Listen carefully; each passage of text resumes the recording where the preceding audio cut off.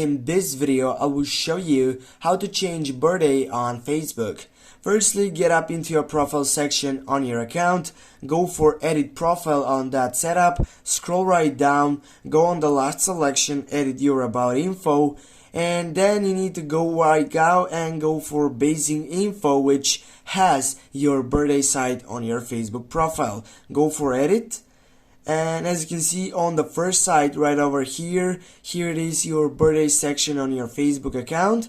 Now if you want to change it, you can simply tap on it, and here as is selected March, I will go for April, and then I will go select another year. I will go with this, and I will confirm that I am 24, or I'm sorry, this is 23 years old. And then what you need to do, which is the most important of it, if you get back, it will not gonna be changed that setup. This is why you need to scroll right down and go for that save button. When you go on that save button, it will take some time to take that setup to change the birthday on Facebook.